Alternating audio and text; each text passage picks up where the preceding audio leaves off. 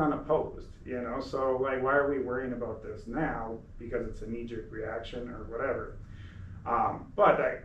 Since I guess I took up all the time on the recall, just summarizing it, it actually leads to a really important thing, which is the police station. Yeah. That was a big part of why people wanted to do the recall.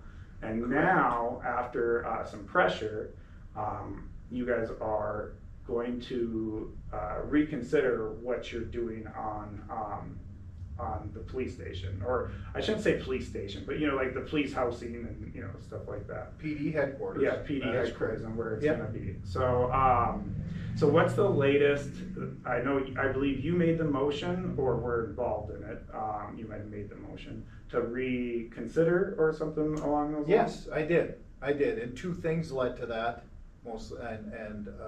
they were, one was, there was an interview, in the Star Tribune, I believe, and in there, the county administrator was quoted as saying they were open to, negotiations, Mhm. which is contrary to what the letter said, that we received from them. Did you say the county administrator? Yeah. Okay. Yeah, and then also we had a letter here lately at the meeting from a former mayor, which reiterated the need to go back in there, to move that direction, but also the need to county to realize that the cost was, what they proposed was not a realistic number for the city to Sure. go back in there. You know, we gotta realize the city taxpayers have already paid for that building once, and then they leased it for 20+ years, paid for it again, and now they're asking us to pay for it again. All right, the building you're talking about, The old LEC. the old LEC. Okay. Yeah. That's what I was curious about. So you're saying that like you paid for the city taxpayers, Yes. which is who you represent, of course, as the city council, and who honestly you should look out for. So like, Yeah. I do get that, which I'd love to talk a little bit more, pivot on that in a minute. But is that so you're looking out for them? There is a lot of different double taxation situations that have been Correct. unfair in the past for this town, and I'd like to explore a little bit about that. If you don't know everything about it, that's fine. Some's ancient history and some's new history.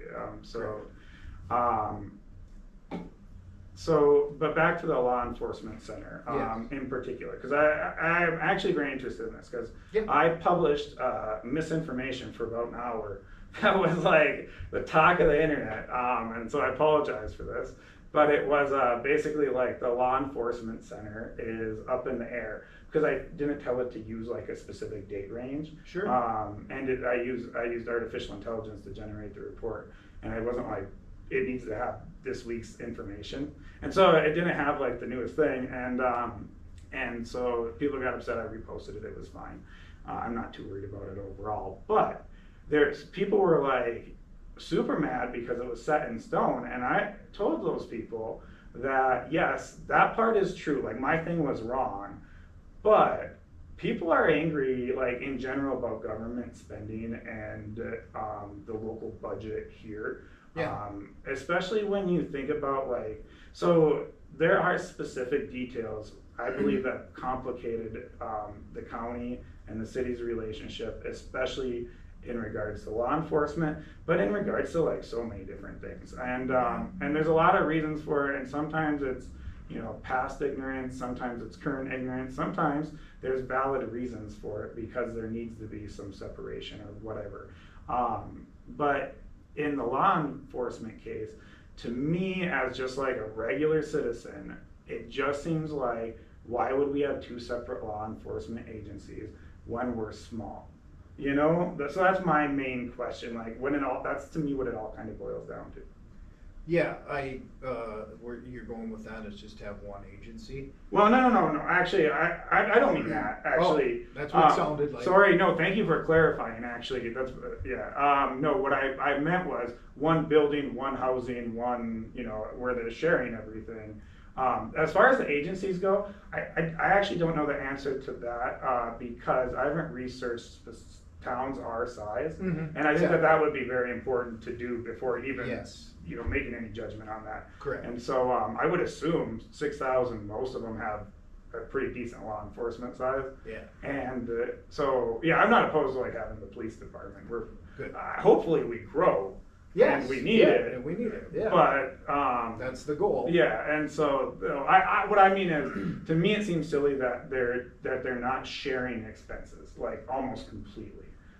And that's the part that I don't understand as a regular citizen.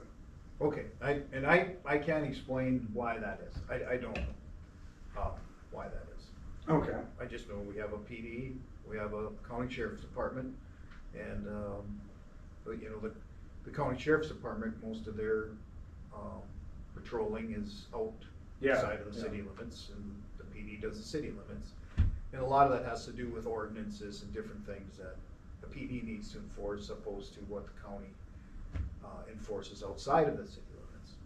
That's as far as I know on that. Yeah, I know like city cops can do a lot of stuff, but there's also like differences. I remember on like what tickets they write, what they can enforce, and different Right. things like that. The important stuff, like you're not gonna get away with, they can still do all that stuff. It's like usually Right. like fines and stuff like And, that. and the important thing is they need to work together, which they do, you know, and it's a safety concern for citizens, in my opinion, that they both back each other up. Mutual aid all the time is very important for, Sure. community, and, you know, if you think of how big Coochin County is, it's a big county. I mean, you're covering Yeah. a lot of miles, right? I've been driving all over it lately, and it's really big. And I don't It's- see a lot of cops for a lot of the area. Right, Actually, right. when I do see them when I'm in remote areas, and I'm like, oh, that's cool. There's a cop there, but like it's pretty Yeah. far. So they need to help each Yeah. other out in that respect, I think, so.